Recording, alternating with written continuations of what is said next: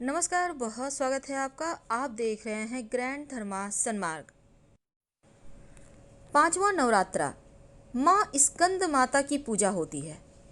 देवी दुर्गा का पांचवा अवतार माना गया है इन्हें, और इनकी पूजा नवरात्रे के 5वें दिन की जाती है।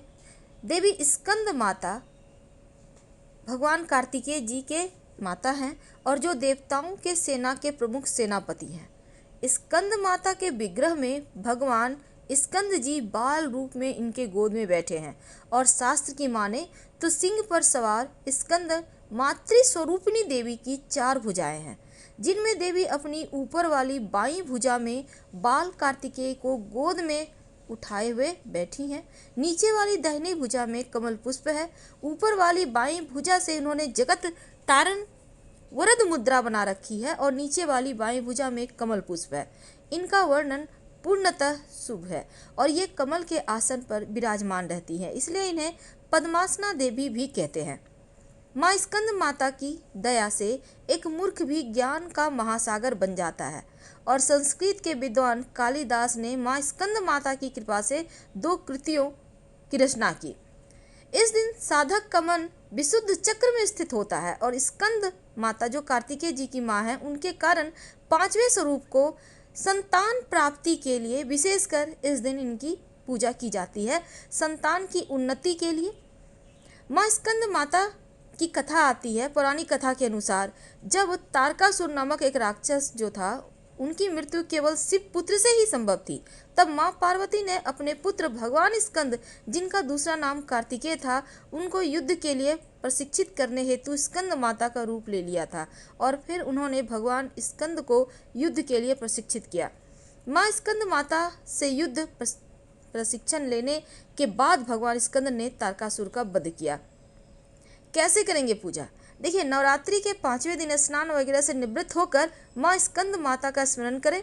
फिर माँ को अक्षत, धूप, गंध, पुष्प अर्पित करें। बतासा, पान, सुपारी, लौंग का जोड़ा और कमलगट्टा, कपूर, गूगल, इलायची भी आप अर्पित करें।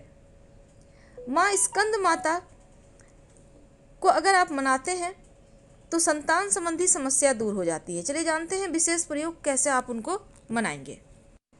माँ को पीली चुनरी, पीली चूड़ियाँ अर्पित करें। केसर या बेसन से बनी मिठाई का भोग भी आप लगा सकते हैं। लेकिन विशेष प्रयोग क्या करेंगे? अगर संतान के साथ उत्तम संबंध आप चाहते हैं बना रहे, या फिर बच्चा आपका डरता है, आप चाहते हैं बच्चे खूब बुद्धिमान बने, तब इसके लिए आप 7 गुलाब के पुष्प या 7 गुलाब की पंखुड़ी ले लें, और 3 लौंग एक साथ लेकर माँ के चरणों में अर्पित कर दें। अब कपूर जलाकर उनकी आरती करें और मंत्र बोलें, ओम स्कंद माते नमः, ओम स्कंद माते नमः। फिर माँ से प्रार्थना करें संतान की उन्नति के लिए।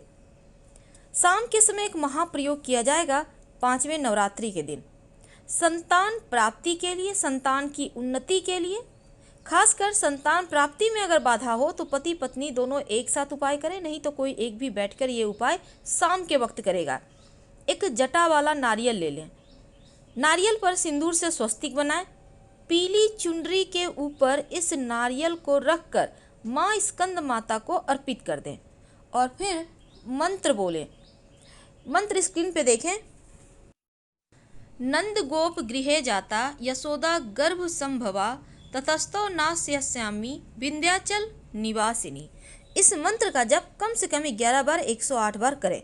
आप चाहें तो ओम दुंग दुर्गाय नमः का भी जप कर सकते हैं। दोनों में से कोई एक मंत्र जप कर लीजिएगा।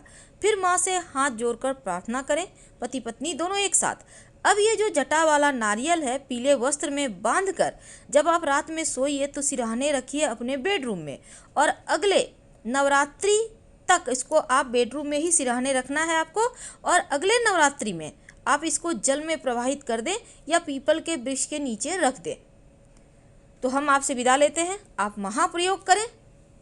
हम आपसे विदा लेते हैं। जानकारी अच्छी लगे तब लाइक कर सब्सक्राइब करें, अपनों से शेयर करें, और कमेंट में हर हर महादेव जरूर लिखें। धन्यवाद। जानकारी अच्छी लगे तब लाइक कर सब्सक्राइब करें, अपनों से शेयर करें, कमेंट करें। धन्यवाद।